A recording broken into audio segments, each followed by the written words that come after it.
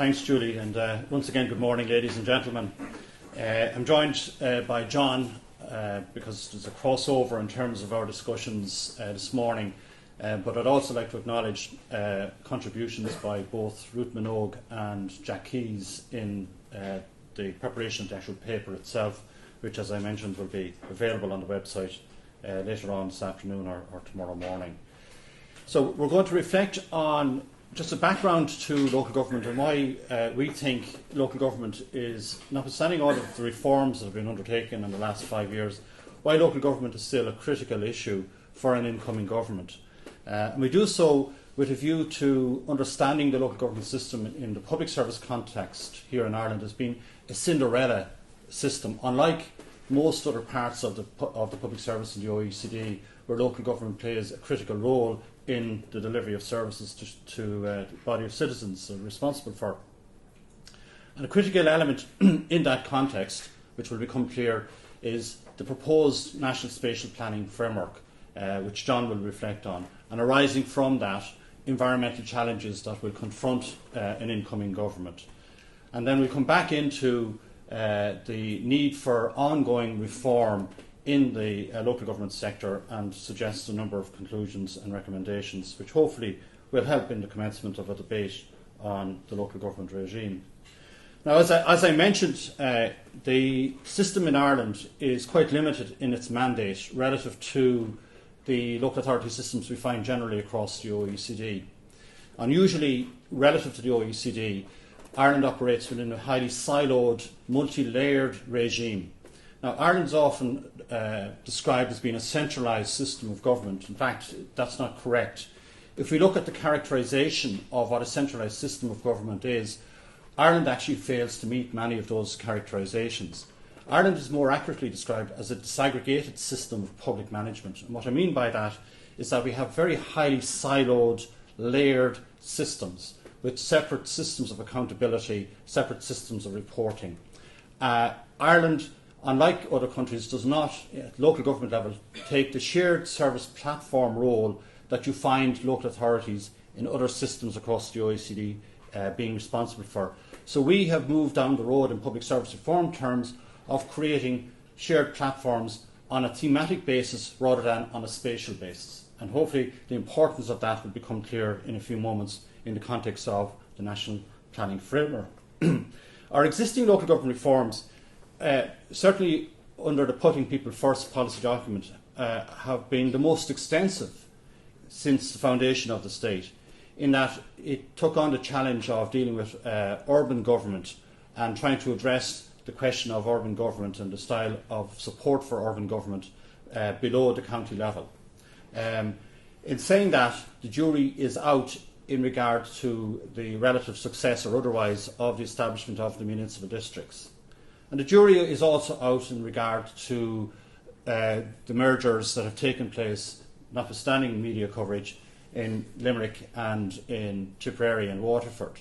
And indeed, we've seen some debate in regard to the change process that's been suggested for Cork City and County. We, I think, are coming to a view that the current system as a whole needs to be examined, and not just examined in the context of the specific and current role and mandate of the local government process as it stands, but in fact its relationship with the wider public service. Because if we were to begin to get genuine citizen-based service delivery, we need to look at the relationship between local government and national government and the mandate that local government has in addressing citizen-based service delivery in a manner not unlike what we find in other reform processes across the OECD. So there is a clear need for a radically improved relationship between the local and the national and those that are charged with responsibility. That's all very fine and well, but I think it's important to reflect on the importance of local government even within its current limited mandate by understanding that it has a number of key roles to play in the national context as well as obviously at the local level. Something we very often underestimate in the Irish context in public service terms is the importance that local government brings as the primary framework for local democracy in the state. In effect, it is actually the only framework for local democracy in the state, local elective democracy in the state. And that plays a very significant role in underpinning the sense of identity. But it also plays a challenging role because, of course, much of our identity at local level is associated with structures which were created to kill home rule with kindness. In fact, Ireland is relatively unique. As the second oldest democracy in the OECD, it is relatively unique in that the originator of the local government system back in the 1890s could come back and look at the current system and feel quite comfortable with it. That would be very unusual in OECD terms. Now, admittedly, we didn't have the Second World War to interrupt the process of democracy, etc., or certainly not to the same extent as mainland Europe, but certainly the system that we currently have, and to which many people pledge identity because of sporting relationships, is based upon a process that was brought in the 1890s, replicating a process of democratisation in the UK generally at the time. But we underestimate that at our peril, that's for sure. But at the same time, how society functions in the 21st century is radically different from how society functioned in the 1890s by any standards. So how do we bridge those two seemingly incompatible challenges when we come to looking at the design of a fit-for-purpose local government public service? A second key role which is played, as I say, by the local authority system in Ireland, but a much lesser role relative to what we find in the rest of the OECD, is the process around democracy itself. And the levels of participation and civic engagement in the Irish context tend to be poorer relative to what we find in most other parts of the OECD. And there's a variety of reasons for that. One is that participation levels and the willingness to engage in local political action in other OECD members is in part influenced by the extent to which local authorities provide services. So people who are sending children to schools, for example, in other parts of the OECD will be interested in the local authority system because the local authority system is actually the patron or the responsible sector for primary and in some cases secondary education. And therefore they are motivated to be concerned about who is in running the show, if you like, at the local authority level. In Ireland, that clearly is not the case. So we have a relatively underdeveloped democratic framework here when it comes to active engagement and active participation.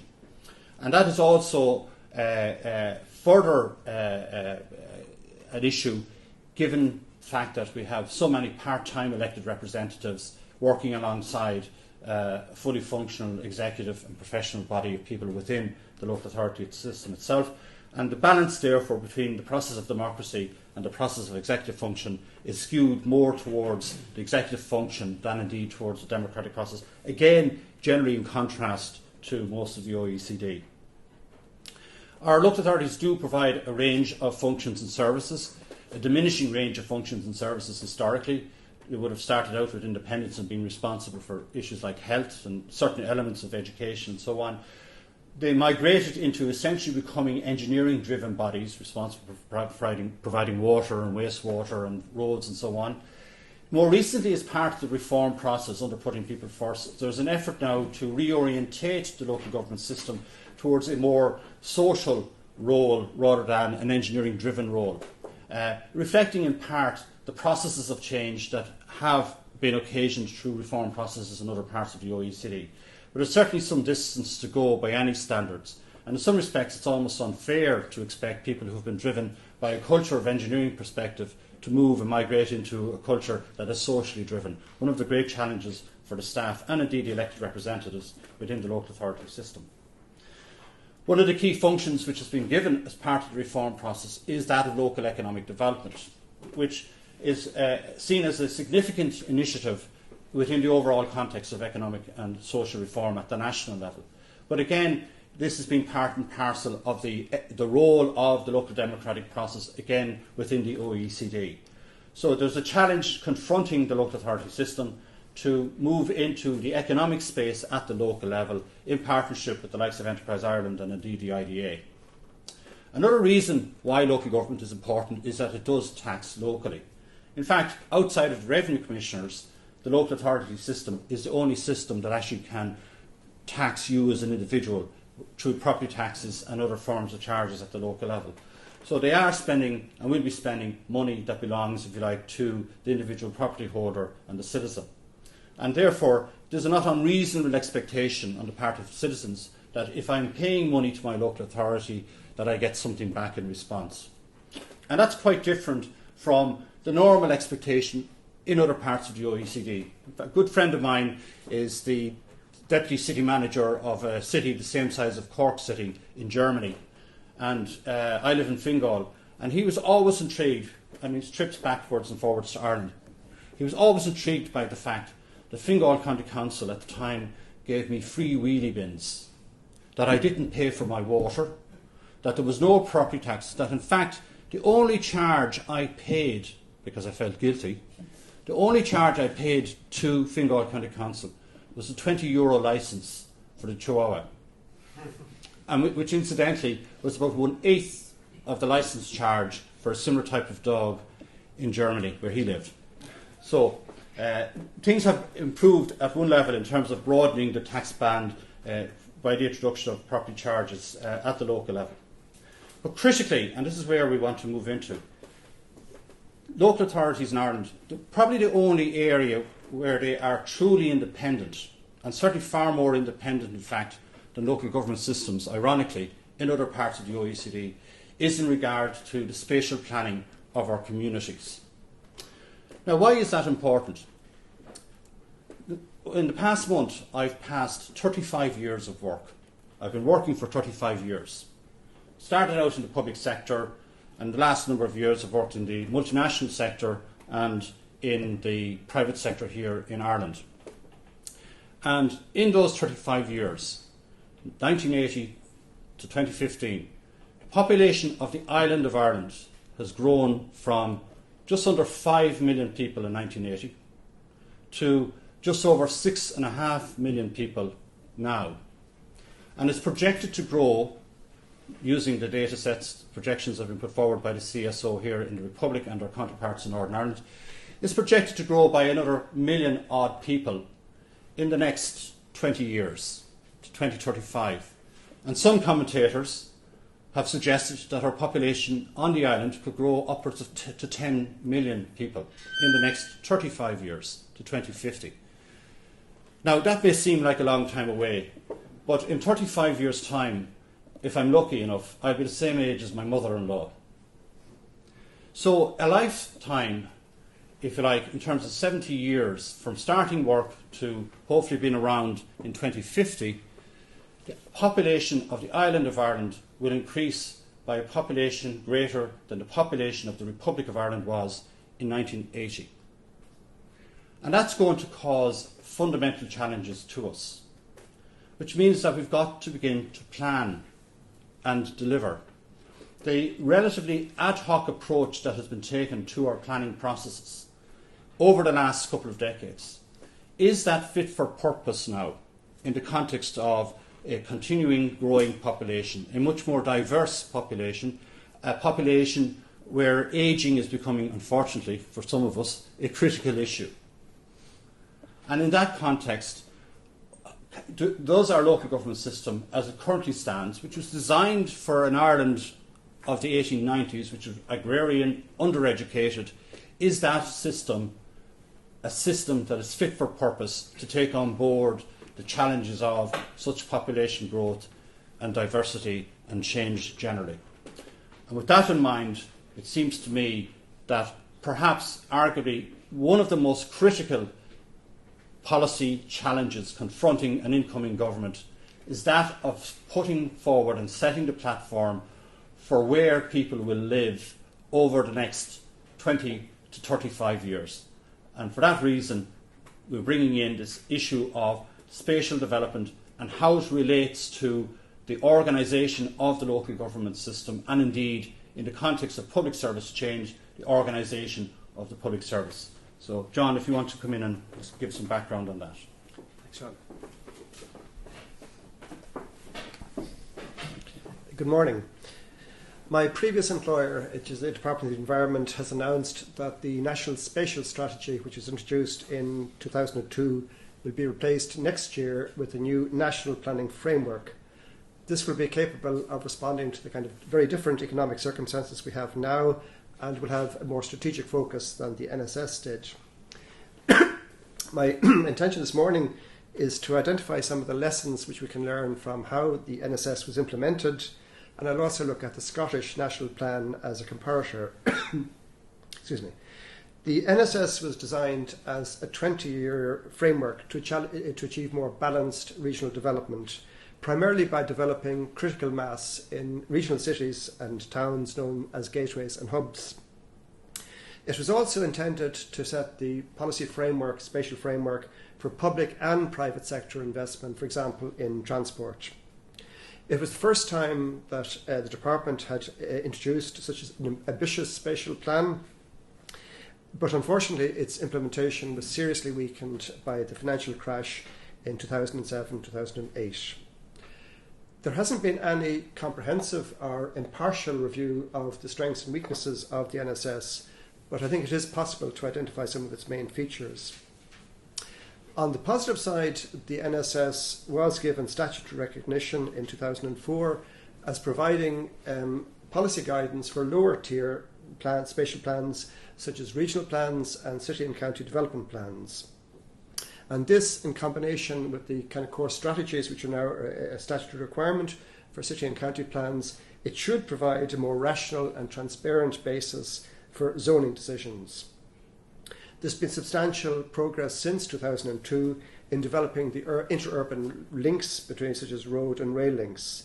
And some departments have introduced new spatial planning mechanisms. For example, the Department of Education has a whole division dealing with the planning for new schools and tying that into spatial planning.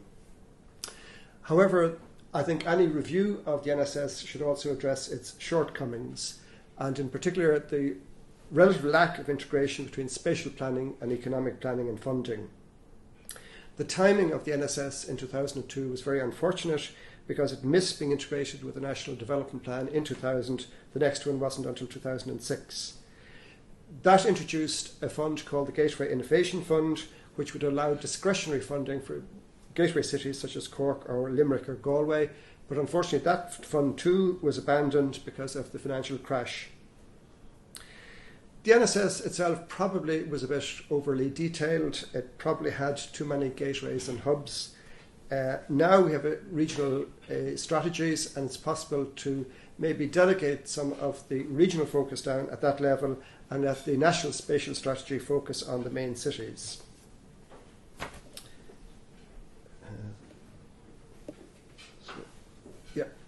That just shows this map just showing the red ones there are the main gateways, and the smaller green ones are the hub towns in support. There's 18 in all, which arguably is not a very effective way of prioritising resources.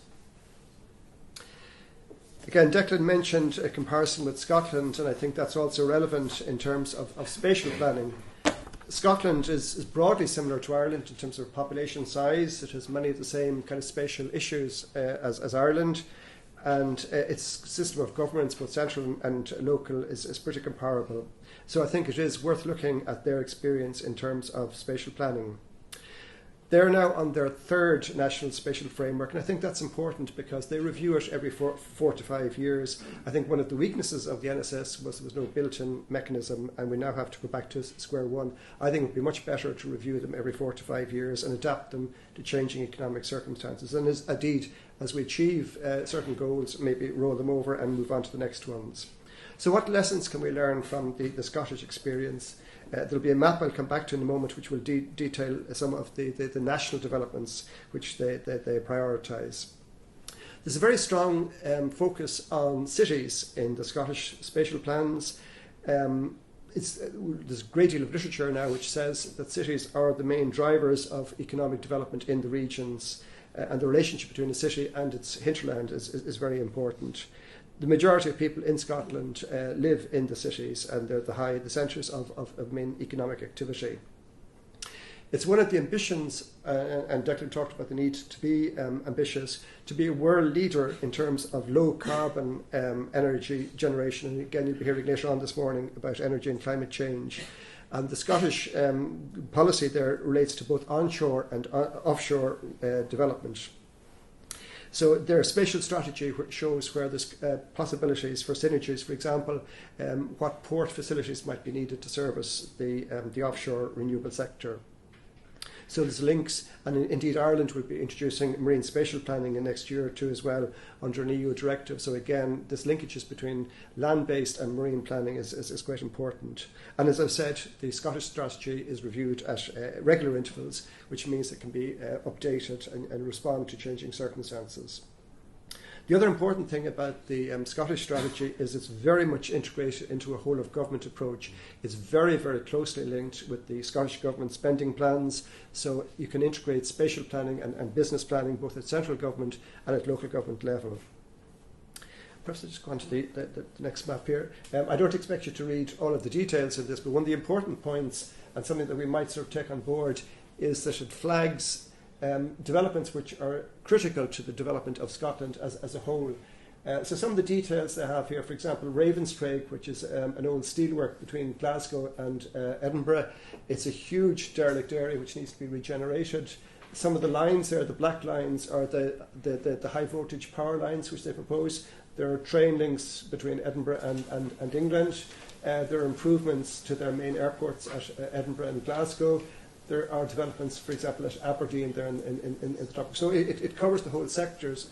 The importance of putting these into the spatial plan is that they still have to go through a planning process, but at any planning inquiry, the need for these strategic developments is taken for granted because these are all government policy. But therefore, the only issue is, from an environmental point of view, are they the right choice and so forth. So the ordinary planning considerations kick in, but the strategic need is assumed. If they get planning permission, then they're built into the funding programme. So just to conclude, I think the implementation of the NSS has been patchy, but I think we can build on strengths and weaknesses. We still have much of the same challenges that they had in 2002. We still have significant regional disparities. As Sean has said, we have a growing population that looks to continue for the next 15, 20 years. We have a much more constrained budget situation than we had in 2002, but that does mean that capital programmes have to be more prioritised. And what we need, above all, is closer integration between spatial planning and economic planning. Okay.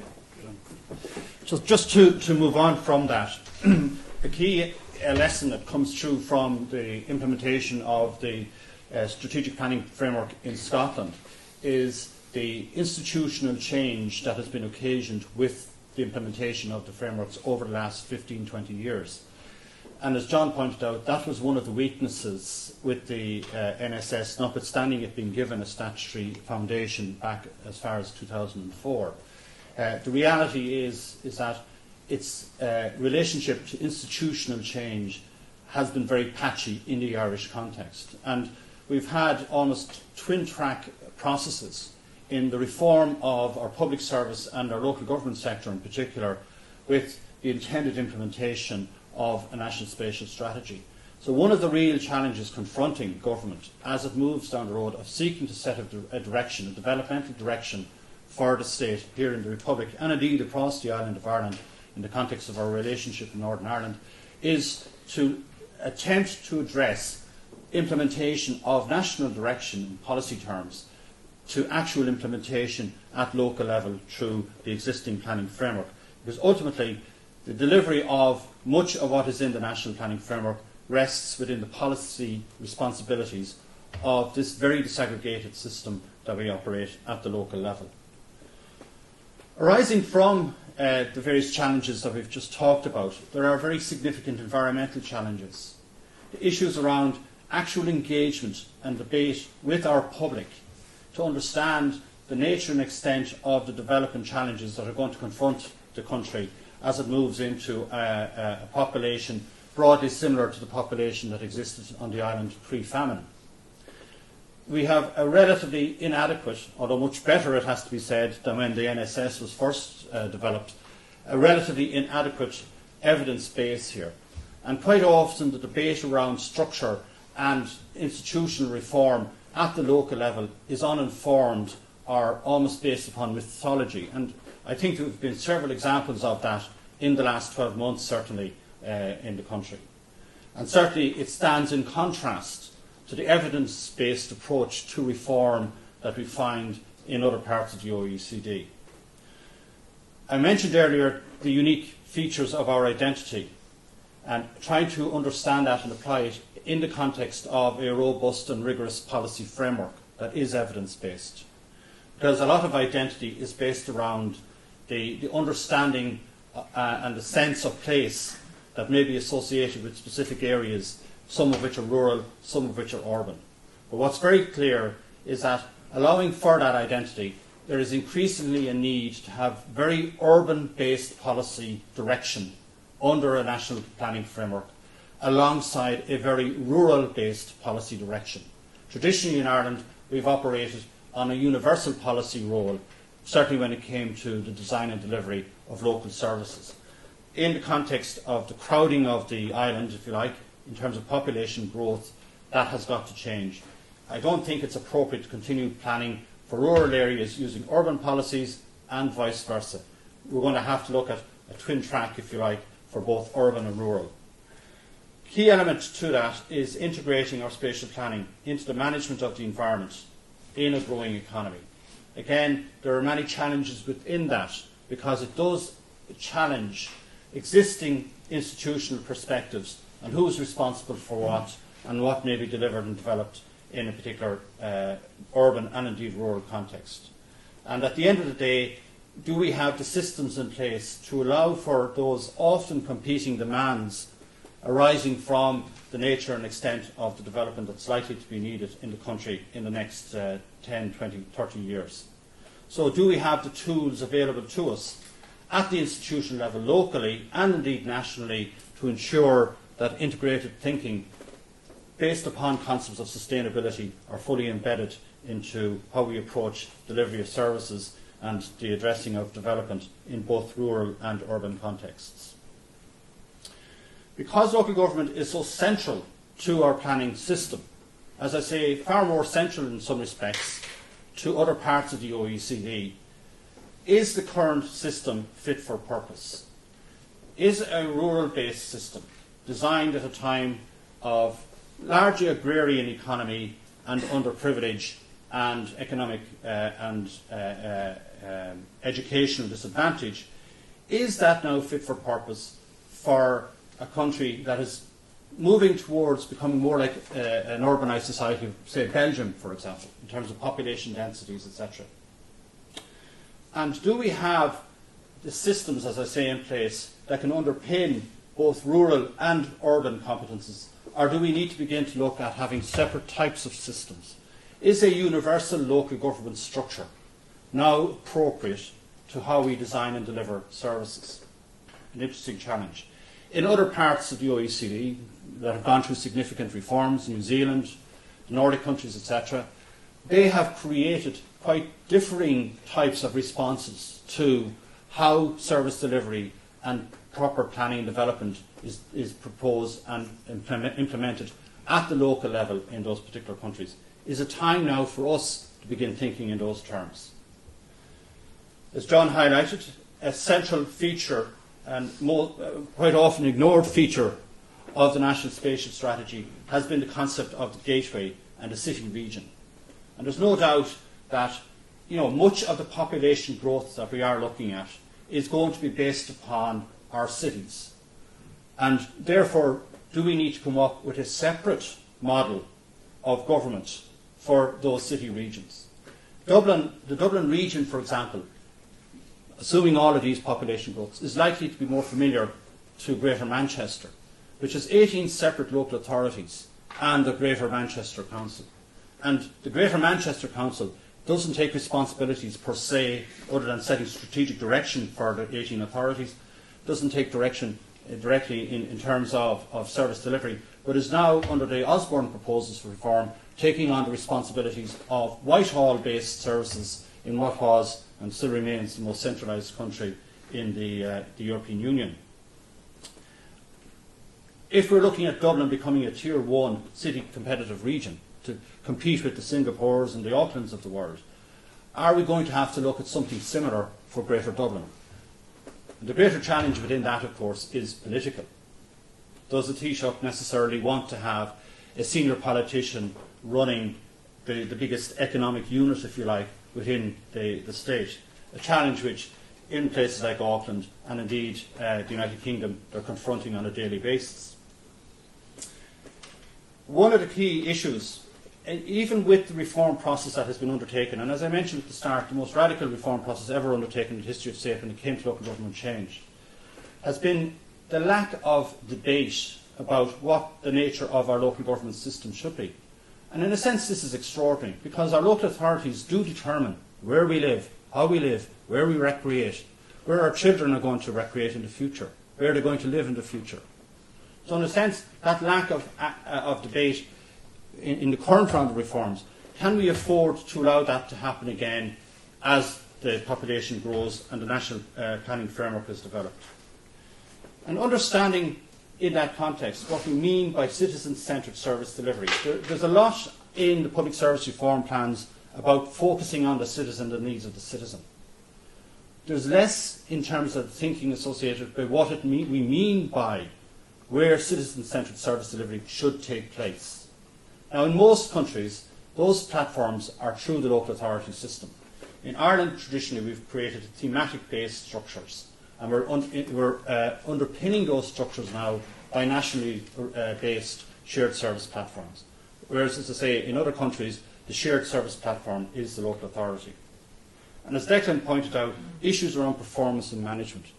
As local taxpayers, is it reasonable to expect that we should know how our local authority is performing, the range of services that are being delivered for the funds that are being put into those services? Ireland is relatively unique in the OECD in not having built-in performance criteria based on outcome policy measurements for the local authority system. In fact, it's relatively reasonable to say that quite often significant funds are being handed over to the local authority system, and we don't necessarily know what the money has been spent on. And it's only with the recent proposals under the Putting People First process that we're beginning to move in that direction. If local government is to see an enhanced role in the context of what we've been talking about, how much more will we need to understand their performance and management? And associated with that, again, as Declan pointed out, is the leadership and transition. Now, it's fair to say that when the National Spatial Strategy was being prepared originally, there was an assumption that these factors would actually happen, that it would be a natural add-on or follow-on to the processes of change that the NSS were proposing. One of the big lessons that we've learned from is that we cannot assume that these things will happen, that there is going to need to be a critical pathway put in place underpinning a transition management programme for our local authority system if it is to continue to have a role in whatever context it finds itself, whether as a continuing 19th century creature or a reformed creature for the 21st century. What we're sure about is that change is a constant. And we're operating with a system, not just in the local government system, but across the public service, where change has created almost a legacy of lethargy and fear because there has been so much change. How much more change are we going to have to go through in the context of a spatial direction and development role that's been proposed here this morning? Sean, can I just ask you? Okay, I'm literally going to finish up here now. So much requirement and challenge confronting our local authority system, but that would only work if we have a robust and substantive debate about what Ireland is to look like in 2035 in time and alongside the development of the national planning framework. Within that, what is the actual role for local government?